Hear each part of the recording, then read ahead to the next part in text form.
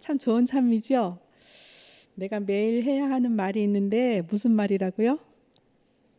주님 감사합니다. 또 하나는 주님 사랑합니다. 그런 날마다의 고백이 우리의 삶을 더 풍성하게 할 수 있으리라고 생각합니다. 안녕하세요. 반갑습니다. 행복한 안식일입니다. 오늘 저녁에는 특별한 시간을 가져보려고 하는데요. 이번 안식일이 에바다 시간이라서 예언의 신 공부할 시간이 없는 것 같아요. 그래서 이 너무 은혜로운 말씀인데 좀 시간이 있으면 좋겠다 그랬는데 우리 고장로님이 시간을 딱 주셨어요. 그래서 오늘 저녁에 치료봉사라고 하는 책 3장과 4장에 나오는 귀한 말씀으로 함께 은혜를 나누게 되면 좋겠습니다. 제가 이 치료봉사책 우리가 8월, 9월이지요. 9월, 10월, 11월, 12월 4달 동안 해야 할 분량을 모두 복사해서 저 뒤에 놔뒀습니다. 그러니까 누구든지 원하시는 분은 참여하시고 또 풍성한 은혜도 누리시고 또 선물도 받아가시면 좋겠습니다. 자, 예수님은 이 땅에 계실 때 어떻게 사셨을까 이제 그런 생각을 해보는데요. 여기 보니까 예수님은 천연계와 하나님으로 더불어 교제하셨다 그렇게 나오네요. 구주의 지상 생애는 천연계와 하나님으로 더불어 교제하는 생애였다. 이 교제를 통하여 그분께서는 능력 있는 생애의 비결을 우리에게 보여주셨다. 요즘은 천연계와 함께하기 쉬운 시대는 아닌 것 같아요. 그래서 어른들을 위해서 곳곳마다 카페가 설치되어 있고 또 아이들을 위해서는 키즈 카페라는 게 있더라고요. 그래서 누구든지 요즘은 천연계로 나가는 것보다 환경 또 날씨 뭐 이런저런 이유로 이런 곳을 찾는 것 같은데 하나님은 어쨌든 천연계에서 예수님은 천연계에서 하나님과 더불어 교제하는 생애를 사셨다네요. 주님 사랑합니다라고 하는 고백은 무슨 의미지요? 주님을 좋아합니다. 주님 따라하고 싶습니다. 그런 뜻도 담겨 있을까요? 그래서 우리도 천연계 속에서 살아가는 연습을 좀 하면 좋을 것 같아요. 근데 지금 천연계 속에서 사는 사람들이 있죠. 나는 자연인이다. 그런 사람들 있잖아요. 그래서 그런 사람들이나 또 이렇게 깊은 산에 집을 짓고 사는 사람들은 누구든지 천연계가 주는 혜택을 누릴 수 있으리라고 생각합니다. 그런데 천연계만 중요한 게 아니고 더 중요한 게 있는데 그게 뭐냐면 하나님으로 더불어 교제하는 생애가 더 중요한 것 같아요. 오늘 우리의 발걸음을 주께서 주의 전으로 인도하여 주셨음에 참으로 감사드립니다. 주님은 여전히 살아계시고 우리의 마음에서 역사하시고 계시는 것을 우리 무량의 형제를 통해서 또 보게 돼서 정말 마음이 기쁩니다. 자, 오늘 저녁 이 공부는 이렇게 마이크가 저기 준비되어 있거든요. 그래서 이제 한 사람씩 돌아가면서 문제를 읽고 거기에 대한 대답을 하는 것으로 그렇게 진행을 하면 어떨까 생각이 됩니다. 그래서 1번 문제는 우리 목사님이 해주세요. 마이크를 제일 먼저 잡았으니까. 그분의 태도는 겸손하고 친절한 반면에 그분께서는 감추어 있으면서도 완전히 숨겨질 수 없는 어떤 능력을 소유하고 있음을 사람들에게 느끼게 하였다. 맞을까요? 예수님의 태도가 어떠했다고요? 예? 여기 보니까 친절하고 겸손했다 이렇게 나오죠. 여러분들이 지금 이 책을 공부를 안 하신 상황이기 때문에 제가 문제 설명을 잠깐 간단하게 해드리겠습니다. 1번부터 3번까지는 뭐에 대한 얘기가 나오냐면 예수님께서 어떻게 우리에게 천연계 속에서 더불어서 하나님과 교제하셨는지 우리에 대한 모본을 1번부터 3번 문제에 실어주었고요. 그 다음에 5번부터 6번, 4번은 가면서 설명하겠습니다. 1번부터 3번까지는 어쨌든 예수님께서 천연계에서 하나님으로 더불어 교제하시는 그 모본을 보여주시는데요. 예수님은 누가 봐도 친절하고 겸손한 것이 그 태도의 특징이었다고 하네요. 계속해서 읽어주세요. 이 예수님을 쳐다보았을 때 그분의 얼굴에서 거룩한 동정심과 지각하는 능력이 섞여 있는 것을 보았다. 그분은 영적 생명의 분위기에 쌓여 있는 것처럼 보였다. 예, 사실 지난주 안식일날 오후에 1번, 2번, 3번 세 문제밖에 못 풀었어요. 그래서 이 문제를 우리는 그때 함께 하지 못해서 간단하게 넘어가고 그 다음 문제를 보겠는데요. 여기 저는 이 말씀을 보면서 사람들이 예수님을 쳐다보았을 때 그분의 얼굴에서 거룩한 동정심과 지각하는 능력이 섞여 있는 것을 보았다. 그런데 거룩한 동정심은 알겠는데 지각하는 능력은 어떤 의미일까? 이게 궁금해지더라고요. 지각하는 능력은 예수님의 얼굴에서 비쳐나오는 지각하는 능력은 어떤 분위기일까요? 어떤 의미일까요? 지각이라고 하는 게 어떤 뜻을 가지고 있지요? 어떻게 생각하세요? 목사님 마이크를 잡았으니까 목사님이 대답을 해야 되겠네요. 거룩한 동정심이라고 하는 것은 사랑 같고 예, 지각하는 능력은 그분의 지혜, 지혜, 깨닫는 어떤 감각. 그런 것 같아요. 예, 그래서 제가 지각이 뭔지 찾아보니까 알아서 깨달음, 사물의 이치나 도리를 분별하는 능력 이런 거라고 그랬어요. 근데 제가 시대의 소망에 보니까 이 지각하는 능력을 어떻게 표현했냐면 예수님은 나이에 비하여 생각이 깊고 지혜가 있었다 이렇게 유년시대에 표현해 놨더라고요. 그러니까 예수님이 얼굴에서 이렇게 예수님의 얼굴을 쳐다보면 예수님 얼굴 한번 쳐다보세요, 여러분. 예수님 얼굴 쳐다보셨습니까? 어떤 모습이 여러분의 머릿속에 들어오십니까? 네? 따뜻한 느낌. 그래서 예수님은 아마 준원이만 했을지 모르겠어요. 그런 어린 시절 또 그 공생애 하는 시절 동안 그 얼굴에서 거룩한 동정심과 철 들은 것 같은 철이 일찍 들은 것 같은 생각이 깊은 그런 분위기였다고 합니다. 자, 이제 2번 문제를 한번 넘어가 보겠습니다. 예, 성장로님. 네.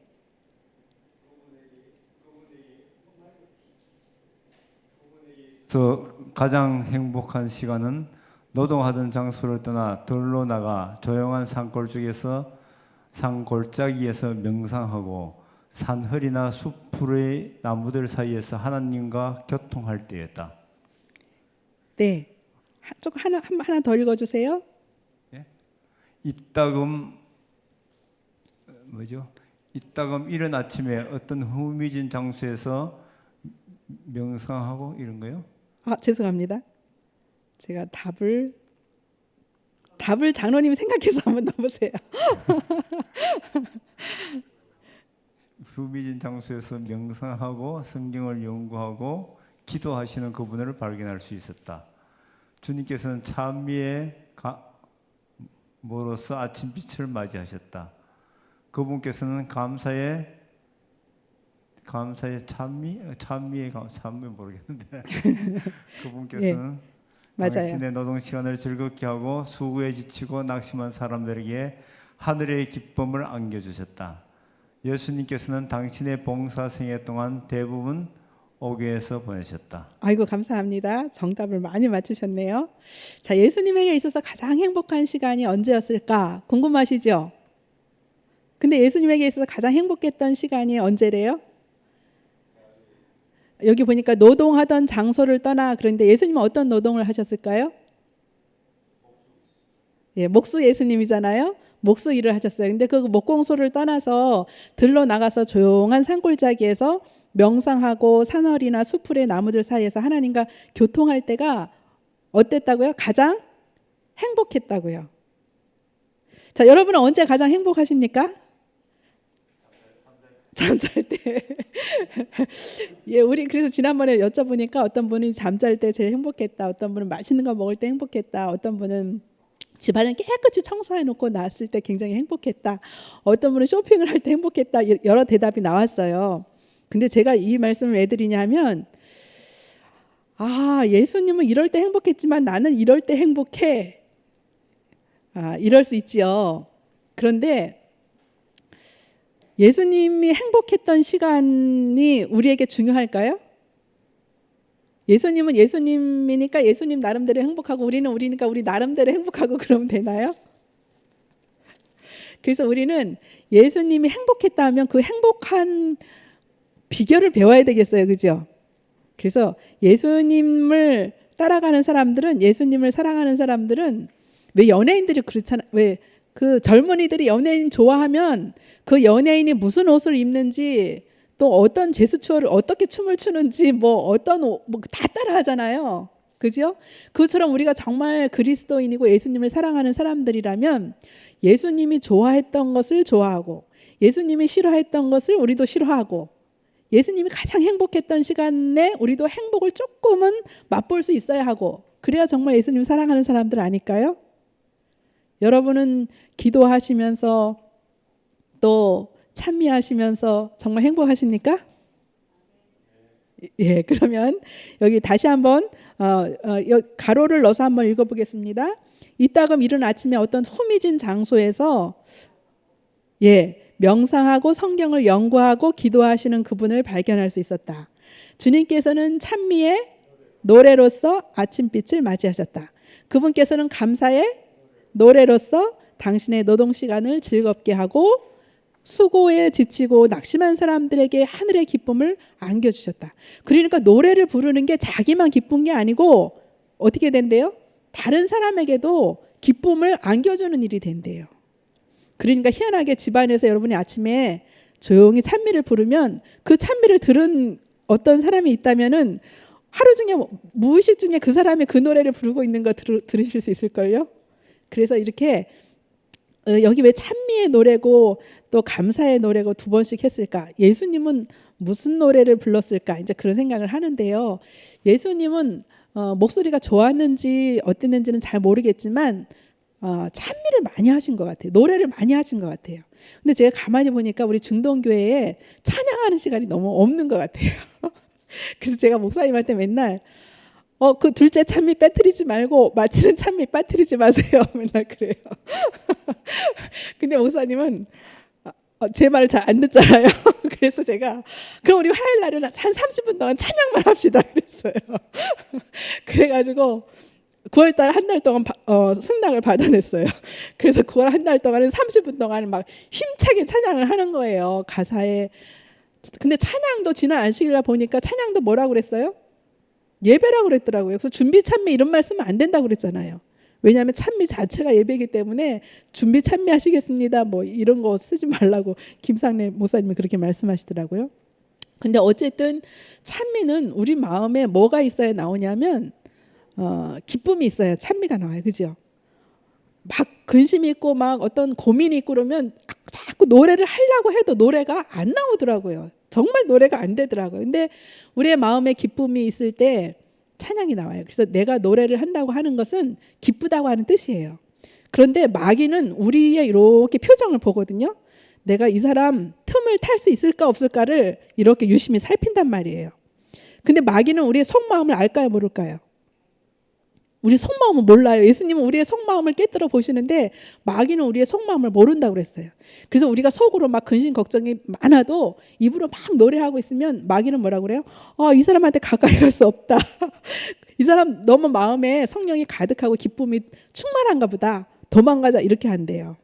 그러니까 우리가 이 찬양하는 예수님의 모습을 좀 많이 닮으면 좋겠어요. 자, 이제 3번 우리 김숙희 집사님 마이크 트시고 큰 소리로. 매일 아침 그분께서는 하나님과 단 둘이 보낸 시간에서 얻은 하늘의 빛을 사람들에게 나누어 주고자 가시고 오셨다. 감사합니다. 자, 하나님께서 예수님께서 하나님과 단 둘이 뭐를 했는데 거기서 뭘 가지고 왔대요? 빛을 단 둘이서 뭐 했는데 거기서 빛을 가져와요? 이 빛은 무슨 빛일까요? 무슨 빛을 가져오셨을까요? 이런 형광도 불빛일까요? 어떤 빛일까요? 예수님이 가져오셨던 빛은 생명의 빛, 그죠? 맞아요. 기쁨의 빛, 또 건강의 빛, 평안의 빛. 그 예수님만 있으면 사람들이 다 기뻐하고 다 행복해 하잖아요. 건강이 회복되잖아요. 그래서 예수님이 그런 것을 가져오실 수 있었던 비결이 하나님과 단둘이 보내는 시간이었대요. 그래서 여기 4번 문제로 넘어갈까요? 4번 문제에 넘어가면 더 중요한 얘기들을 하고 있는데요. 자, 우리 김 집사님, 김 선생님이 크게 읽어주세요. 하나님의 훈련을 받고 있는 모든 사람은 자기 자신의 마음과 천연계와 하나님으로 더불어 교통할 조용한 시간이 필요하다. 네. 자, 조금만 한 번 더 읽어주세요. 정답 제가 말씀드리겠습니다. 네. 우리는 그분께서 마음속에 말씀하시는 맞아요. 음성을 개인적으로 들어야 한다. 모든 다른 똑같은 대답이에요. 음성이 그치고 정적 속에서 그분 앞에 나갈 때 조용한 심령은 하나님의 음성을 더욱 확실히 구별하게 된다. 그분께서는 너희는 가만히 있어 내가 하나님됨을 알지어다고 우리에게 명령하신다. 이것은 하나님을 위한 모든 활동에 있어서 효과적인 준비가 된다. 예, 그래서 하나님의 종된 하나님의 훈련을 받는 사람들이 가장 효과적으로 준비하는 일이 뭐라고요? quiet time, 큐티 시간이라고 그러죠. 조용히 하나님의 음성을 듣는 그 시간이다. 그렇게 말씀해 주고 있네요. 자, 그다음에 5번 문제로 넘어갑시다. 그분께서 지나가시자 그 여자는 앞으로 나아가 그분의 겉옷을 간신히 만지는 데 성공했다. 그 순간 그는 고침을 받은 것을 깨달았다. 바로 그 일촉에 그 여자의 일생의 믿음이 집중되었다. 네. 자, 하나 더 읽어주세요. 즉시 그의 고통과 질병은 사라졌다. 그 여자는 그 순간에 온몸을 통하여 흐르는 전류와 같은 충격을 느꼈다. 그에게 완전한 건강이 주어졌다는 느낌이 왔다. 병이 나은 줄을 몸에 깨달으니라. 예, 우리가 가만히 보니까 누구 얘기 같아요, 집사님? 예? 혈류병 앓던 여인 몇 년 동안이나 장장? 예? 몇 년 동안이나 장장 혈류병 앓았어요? 12회, 12년 동안이나.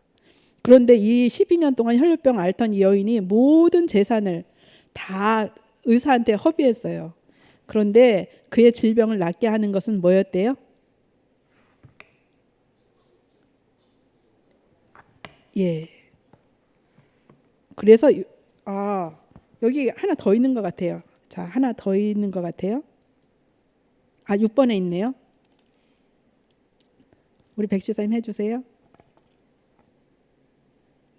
답을 안 넣네요. 믿음으로 그분을 만진 병든 그 여자는 고침을 받았다. 그러므로 영적 일에 있어서는 우연한 접촉과 믿음의 접촉이 구별된다. 예, 하나 더 있는 것 같은데요. 예. 구원에 이르는 믿음은 단순히 복음의 진리를 인정하는 것이 아니다. 참된 믿음은 그리스도를 개인의 구주로 받아들이는 것이다. 하나님께서 당신의 독생자를 주셨으므로 내가 그분을 믿음으로 멸망치 않고 영생을 얻게 된다. 예, 여기에서 굉장히 중요한 게 뭐냐면 우연한 접촉과 믿음의 접촉입니다. 그죠? 그 여인이 예수님을 접촉했을 그 당시에 또 다른 많은 사람들이 예수님을 접촉했을까요? 많이 접촉했죠. 무리에 에워싸여서 예수님이 이렇게 가셨잖아요. 그런데 그 여인의 접촉과 다른 사람의 접촉은 차이가 있었다는 거죠. 무슨 차이가 있었다고요? 믿음의 차이가 있었다는 거예요. 그래서 구원에 이르는 믿음은 단순히 복음의 진리를 인정하는 것이 아니다. 참된 믿음은 그리스도를 개인의 구주로 받아들이는 것이다. 하나님께서 당신의 독생자를 주셨으므로 누가? 중요한 말이 내가입니다. 내가 그분을 믿음으로 멸망치 않고 영생을 얻게 된다. 내가 그분의 말씀을 따라 그리스도께 나올 때 나는 그분의 구원의 은혜를 믿는다는 것을, 구원의 은혜를 받는다는 것을 믿어야 한다. 그래서 여기 중요한 얘기가 나오는데요. 자, 하나 더 읽어주세요. 많은 사람들은 믿음을 일종의 견해라고 주장한다.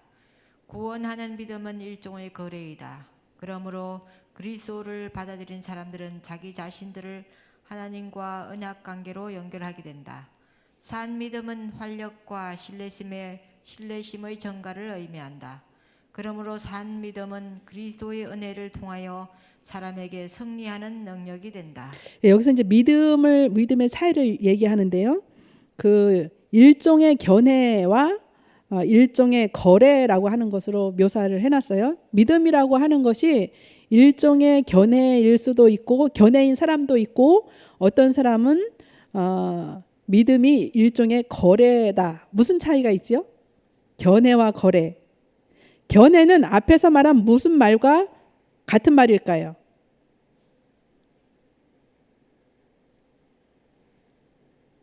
견해라고 하는 것은 여기에 나오는 어떤 단어와 같은 의미일까요?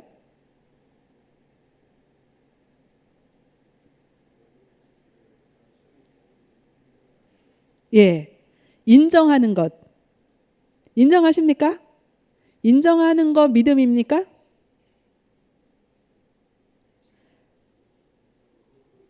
그것도 믿음의 일종인데 그거 갖고 안 된다는 거예요. 뭐 해야 된대요? 거래를 해야 된대요. 근데 거래라고 하는 것을 여기서 단어를 찾으려면 뭘 찾으면 될까요? 인정이 아니고 개인의 구주로 받아들이는 것이다. 그러니까 아까 말한 그 두 가지 믿음 있잖아요. 무슨 접촉과 무슨 접촉? 우연한 접촉과 믿음의 접촉. 믿음의 접촉은 뭐고? 인정하는 거예요? 개인의 구주로 받아들이는 거예요? 믿음의 접촉은 뭐고? 인정하는 거예요? 받아들이는 거죠. 개인의 구주로. 우연한 접촉은 인정하는 거지요. 단순하게. 그죠? 그래서 여기 요한복음 3장 16절을 쓰면서 우리가 예수 그리스도께서 초림하셨다는 것을 알지요? 믿지요? 또 예수님께서 십자가에 달려서 돌아가셨다는 것도 알지요? 예수님이 다시 오시는 재림의 소식도 알지요? 그 안다고 하는 것은 뭘까요? 예? 인정. 맞아요. 그러면 그것을 개인의 구주로 영접하는 그 믿음의 접촉에 의해서 다시 말한다면 어떻게 말할 수 있을까요? 예수님이 나를 위해서 초림하셨다. 예수님이 내 죄 때문에 십자가에 달리셨다. 예수님이 누구를 데리러? 나를 데리러 재림하신다. 이렇게 하면 그것이 개인적인 예수님을 구주로 영접하는 것이 되겠죠. 예수님의 수없이 많은 약속들이 있는데 그 당시 많은 사람들이 그것을 개인의 구주로 받아들이는 사람은 극소수였다는 거지요. 믿음에 대한 굉장히 더 놀라운 정의를 이야기하고 있는데요. 집사님 하나 더 읽어주셔야 되겠네요. 믿음은 죽음보다 더 강한 정복자이다. 만일 병자들로 하여금 믿음의 눈으로 강력한 치료자 예수님을 바라보게 할 수만 있다면 우리는 놀라운 결과를 목격할 것이다. 그것은 육체와 심령의 생명을 가져다 줄 것이다. 아멘. 믿음이 정말 죽음보다 더 강한 정복자입니까? 그죠? 믿음 때문에 부활을 합니까? 믿음으로 우리가 부활할 소망을 가지고 살아가고 있잖아요. 그래서 병자들로 하여금 믿음의 눈을 갖게 하는 게 굉장히 중요하다는 얘기지요. 근데 이 믿음의 눈 갖게 하는 게 쉬운가요? 어려운가요? 그래서 우리가 예수님을 바라보게만 할 수 있다면 놀라운 결과를 얻게 된다는 거지요. 그래서 우리에게 있어서 중요한 게 이거 같아요. 눈을 어디로 자꾸 돌려야 돼요? 그 얼굴을 주목해야 돼요. 계속 우리가 우리의 시선을 예수님에게서 놓치기 때문에 어두움 속에 살아가는 것 같아요. 그늘 속에 살아가고 고통 속에 살아가고 아픔 속에 살아가는 것 같아요. 우리의 눈을 돌려서 주님을 바라볼 때 우리는 그곳에서 기쁨을 치료를 경험하게 되죠. 이제 7번 문제는 백부장에 대한 얘기인데요. 우리 성원군이 답죠. 네, 감사합니다. 그는 자기 자신의 선행을 신뢰하지 않고 구주의 자비를 신뢰하였다. 그는 자신의 큰 필요성을 유일하게 주장하였다. 예, 여기 백부장이 나오는데요. 그 백부장이 자신의 선행을 신뢰하지 않는데 백부장이 어떤 선행한 일을 했나요? 어떤 선한 일을 했을까요? 성원군 혹시 아세요? 이 백부장은 여러 백부장이 성경에 나오는데 예수님 십자가에서 그 백부장도 나오고 여기에 나오는 백부장은 그 자기 하인이 중풍병에 걸려서 그 자기의 하인의 중풍병을 고쳐달라고 그렇게 그 유대 장로들에게 부탁했던 그 백부장이에요. 그 백부장이 어떻게 백부장은 로마 사람이잖아요. 로마 사람인데 어떻게 그 선한 일을 했느냐? 이 로마 백부장이 유대인들을 위해서 뭐를 지어줬냐면 뭘 지어줬을까요? 회당을 지어줬어요. 회당.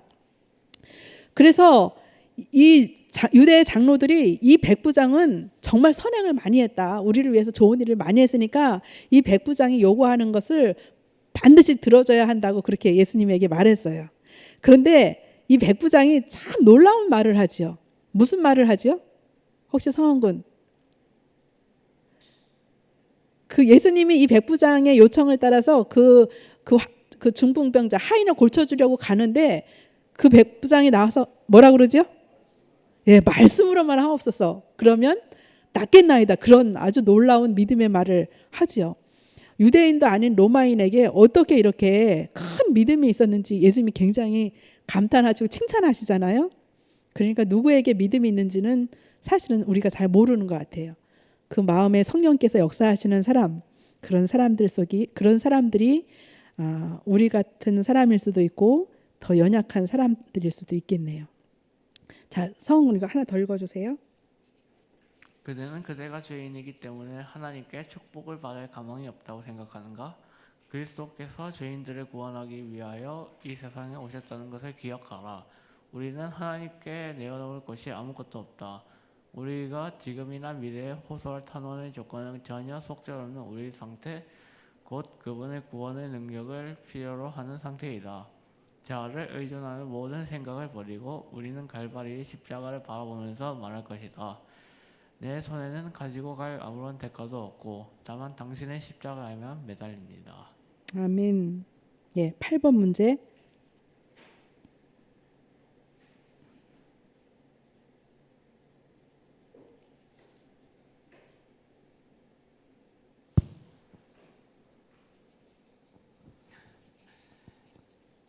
정답을. 우리를 하늘과 연결시켜주고 암흑의 세력을 대항할 수 있는 능력을 우리에게 주는 것은 믿음이다. 예, 하나 더 읽어주세요. 믿는 자에게는 능치 못할 일이 없느니라. 하나님께서는 그리스도 안에서 온갖 악한 기질을 정복하고 아무리 강한 유혹이라도 모두 저항할 수 있는 길을 제공해 주셨다.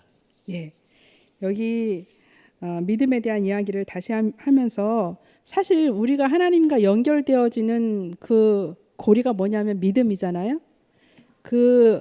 여기 보니 8번 문제 보면 하늘과 연결시켜주고 암흑의 세력을 대항할 수 있는 능력을 우리에게 주는 게 믿음이다. 그렇게 정의를 내리고 있는데요. 암흑의 세력을 우리 힘으로 대항할 수 없습니다. 우리는. 그런데 우리가 하늘과 연결되어서 믿음을 행사할 수 있다면 예수께서 그 암흑의 세력들을 물리쳐 주시는데 그 암흑의 세력은 어떤 것이냐면 온갖 악한 기질, 강한 유혹. 여러분에게 어떤 유혹이 가장 강하십니까?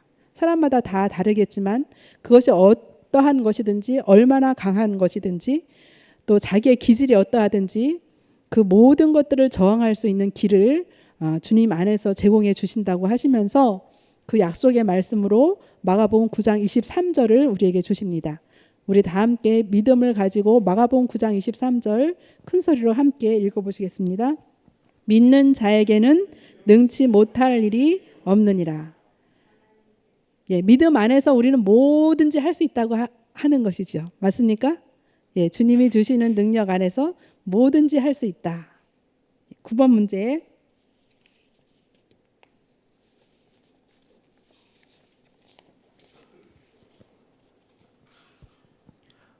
우리를 죄에서 깨끗하게 하사 당신의 뭐 삼으실까요? 자녀로 삼으시고 맞아요. 우리로 하여금 거룩한 생애를 살 수 있게 하는 것이 하나님의 뭘까요? 뜻이다. 맞았어요. 감사합니다. 예. 그래서 무랴 형제가 하나님의 자녀인 것을 꼭 기억하시면 좋겠어요. 자, 무량 형제를 위해서 준비했어요. 읽어보세요. 어떤 치료의 경우에는 예수님께서 구한 바 축복을 즉시 허락하지 않으셨다. 그러나 문둥병의 경우에는 호소하자마자 즉시 응답을 받았다. 우리가 세속적 축복을 위하여 기도할 때는 기도에 대한 응답이 지체될 수 있고 하나님께서 우리가 구하는 것 외에 다른 것을 우리에게 주실 수도 있다. 그러나 우리가 죄에서 해방되기 위하여 기도할 때는 그렇지 않다. 죄에서 해방되기 위하여 기도할 때는 어떻게 해주신다는 얘기예요? 예, 즉시. 자, 요 이야기는 9번 문제는 누구에 대한 이야기냐 하면 누구에 대한 이야기지요? 여기 죄에서 깨끗하 이 9번 문제는 그 아까 우리가 살펴보았던 것처럼 여기 보니까 누구 얘기가 나오지요? 문둥병 얘기가 나오지요. 그래서 여기 이 9번 문제는 그 문둥병이 하나님의 은혜로 치유되어지는 그 이야기를 하면서 이 이야기가 전개되어지고 있는 것입니다. 그래서 어떤 치료의 경우에는 예수님께서 구한 바 축복을 즉시 허락하지 않으셨다. 어떤 치료의 경우에 그랬을까요? 그런데 문둥병의 경우에는 호소하자마자 즉시 응답을 받았다. 이렇게 얘기하면서 이것을 무엇과 연관시키냐면 우리가 세속적 축복을 위하여 기도할 때는 기도에 대한 응답이 지체될 수도 있고 또 우리가 구하는 것 외에 다른 것으로 우리에게 주실 수도 있지만 우리가 죄에서 해방되기 여기 이제 흔히 그 당시에 문둥병을 죄를 문둥병이라고 묘사했잖아요. 그래서 이 그 문둥병이 즉시로 치유되는 것처럼 죄의 문제를 위해서 우리가 기도할 때는 하나님께서 즉시 그것을 해결해 주신다는 거죠. 왜 그래요? 죄가 전염돼서 더 큰 고통이 이루어질까 봐. 그래서 이 문둥병 환자가 예수님께 나오는 길이 쉬웠을까요? 어려웠을까요?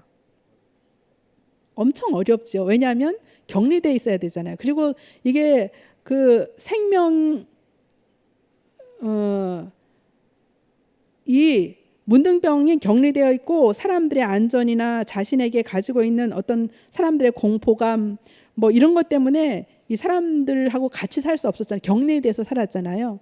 그런데도 이 문둥병자는 그 예수님에 대한 소식을 들었을 때 믿음이 솟아올랐고 소망이 솟아올랐고 내가 무슨 수를 쓰든지 이 예수 그리스도를 만나야 되겠다는 강한 필요를 느끼게 되었다고 합니다. 그러니까 우리가 사람들이 한 소리 한다 또는 뭐 누가 보기 싫다 뭐 이런저런 이유를 가지고 주님 앞에 나오는 일을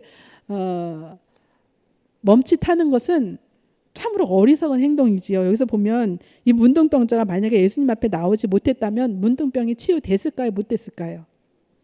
예, 치유받을 수 없지요. 그러니까 우리 이 문둥병자가 계속 그 문둥병의 고통 속에서 살아야 되는 거예요. 그런데 사람들이 뭐라 하든지 뭐 누가 가로막든지 뭐라 하든지 내가 예수님한테 가고야 말겠다고 하는 그 결심이 결국 이 문둥병자에게 새로운 삶을 열어준 거지요.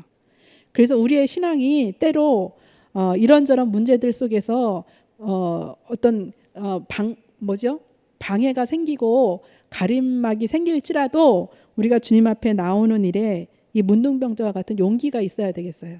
그래야 우리는 우리의 죄의 씻음을 받을 수 있고 치유함을 받을 수 있고 주님 안에서 누리는 행복을 경험할 수 있습니다. 예, 마지막 10번 문제는 우리 목사님이 해주실 수 있나요? 서반성 목사님.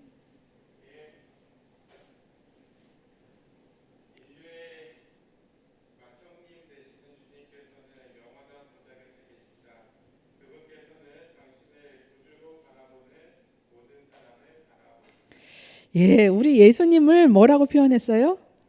맏형님이라고 표현했어요. 너무 감사한 것 같아요. 그죠? 우리 제일 큰 형님이 예수님이야. 얼마나 든든합니까? 여기 너무 놀라운 보증의 말씀들인데 계속해서 목사님 읽어주세요.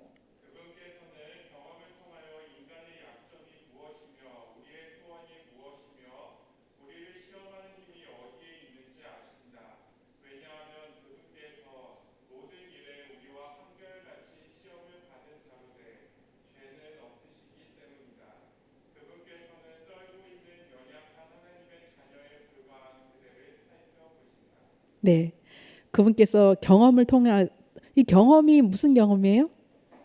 예수님은 신이시지만 인성을 쓰신 성육신하신 그 경험이죠. 우리와 똑같은 인간이 되셨기 때문에 우리의 약점이 뭔지 소원이 뭔지 우리를 시험하는 힘이 어디서 오는지 이거 다 예수님께서 아신다는 거지요.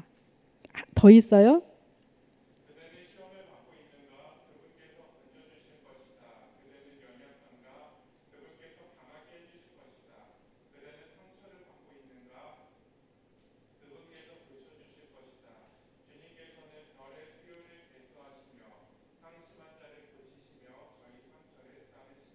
네, 모든 문제의 해답이 그분 안에 있네요.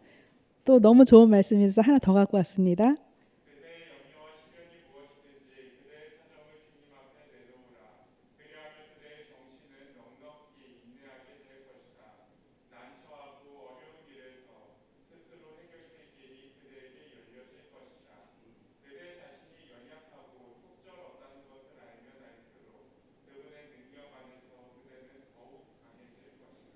아멘. 너무 든든한 약속의 말씀이시지 않습니까? 염려와 시련이 무엇이든지 어떤 염려든지 어떻게 먹고 살아야 하나, 장가는 어떻게 가야 하나, 이 험악한 세상의 시련들을 어떻게 이겨낼 수 있을까? 하여튼 그것이 무엇이든지 간에 사정을 누구 앞에 내놓으라? 주님 앞에 내놓으라. 그리하면 그대의 정신은 넉넉히 어떻게 된다고요? 근데 인내하는 힘이 하나님께로부터 온다고 하는 것 같아요. 그러니까 그 염려와 시련 이 모든 것을 감당할 힘을 하나님이 주시는 것 같아요. 난처하고 어려운 일 스스로 해결될 길이 그대에게 열려질 것이다. 이거 참 믿음이 필요하잖아요. 그죠? 길을 예수님께서 열어주신다고 하는데 그때까지 기다리고 또 염려, 시련 이거 주님 앞에 내어놓으면 감당할 힘도 주시고 자신이 연약하고 속설없다는 것을 알면 알수록 그분의 능력 안에서 그대는 더욱 강해질 것이다. 다 했습니다. 근데 제가 제일 중요하게 여기는 문제는 1번, 2번, 3번, 4번, 5번, 6번, 7번, 9번, 10번이 아니고 제일 중요하게 여기는 문제는 11번입니다. 그런데 여기 하나가 더 있네요. 예, 하나님의 더 큰 사랑의 치료제가 하나 더 있네요. 목사님.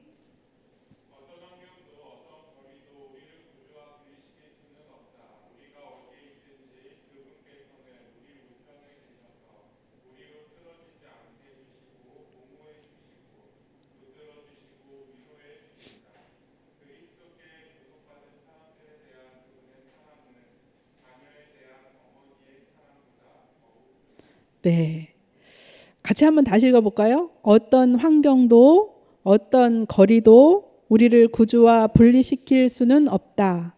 우리가 어디에 있든지 그분께서는 우리 우편에 계셔서 우리로 쓰러지지 않게 해주시고 옹호해 주시고 붙들어 주시고 위로해 주신다. 그리스도께 구속받은 사람들에 대한 그분의 사랑은 누구 사랑보다 더 크다고요? 어머니의 사랑이 정말 크잖아요, 그죠? 근데 그 더 큰 어머니의 사랑보다 더 큰 사랑으로 우리를 사랑해 주신다고 하는 말씀이네요. 매 문제마다 11번 문제가 있는데요. 오늘 우리는 천연계와 하나님으로 더불어 교제함, 또 믿음의 접촉이라고 하는 큰 챕터 2장을 함께 살펴보았습니다. 이렇게 공부를 가만히 하면서 마음에 와닿고 감동받고 또 새롭게 깨닫고 그래서 어떻게 적용해야 되겠다 이런 생각들을 조용히 차분하게 기도문 형식으로 적어보세요. 이것이 가장 중요한 11번 문제입니다. 그래서 우리가 오늘 공부한 것이 여러분 다 패스 받으셨나요?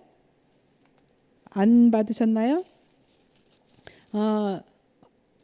예, 그 속에 우리가 이제 남은 올 한 해 동안 공부해야 할 모든 내용들이 기록되어 있는데요. 우리가 안식일 오후에 시간 있으면 같이 하고요.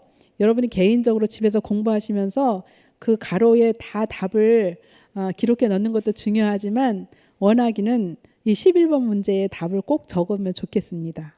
그래서 주님 앞에 우리의 마음을 드리고 그 속에서 말씀하시는 주의 음성을 기록해 보면서 우리의 마음에 다시 한번 기억하는 그런 소중한 시간을 갖게 되기를 간절히 바랍니다.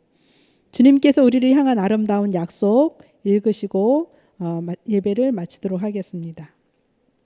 이사야 54장 10절 다 함께 큰 소리로 성경 말씀 같이 읽겠습니다.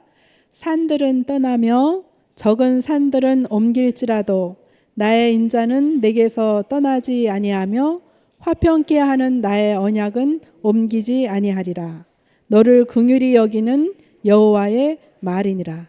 그래서 하나님의 약속은 마치 생명나무의 잎사귀 같다 그랬어요. 지난 교과 시간에 광합성에 대해서 잠깐 말씀드렸는데요. 그 물과 이산화탄소가 빛을 받아서 뭐가 만들어지지요? 포도당과 산소가 만들어지죠. 그런데 그 일이 이루어지는 작용을 하는 것이 잎사귀잖아요. 나무 잎사귀. 그런데 하나님의 이 약속들이 생명나무의 잎사귀와 같은 것이라고 그렇게 말씀되어져 나옵니다. 그래서 우리가 이 산들이 떠나고 적은 산들이 옮길지라도 나의 인자는 내게서 떠나지 아니하며 화평케 하는 나의 언약은 옮기지 않겠다고 하시는 우리를 긍휼히 여기시는 여호와의 말씀을 기억하게 되면 좋겠습니다. 감사합니다.